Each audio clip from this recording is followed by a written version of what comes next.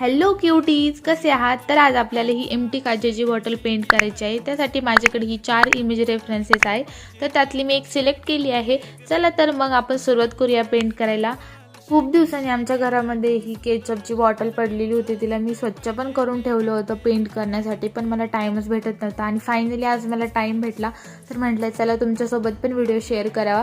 तर मी एक छान अशी इमेज सिलेक्ट केली होती बॉटल पेंट करण्यासाठी, त्यानुसारच मग मी बॉटलवरती ड्रॉइंग करून घेतली आणि मला एक सोबो सिंपल विंटर लुक द्यायचा होता, त्याला विंटेज लुक। त्याच्यामुळे मी एकदम फेंट आणि डार्क, थोडंसं सिंपल डार्क असा कॉम्बो ठेवला। त्यासाठी मी एकदम जास्त व्हाईटमध्ये कमी रेड मिक्स केला आणि हा कलर मिळवला। त्याला मग मी इयरबड्सच्या तिने मी मस्तपैकी पेंट करून घेतलं, बघू शकता तुम्ही। त्यानंतर त्याच कलरमध्ये मी थोडंसं आणखी रेड ॲड केला आणि हा कलर मिळवला। त्याला पण मी त्यावरतीच जिथे जिथे थोडीशी जागा असेल तिथे करून घेतलं आणि अगदी सिंपल आहे, तुम्ही पण ही पेंटिंग करू शकता।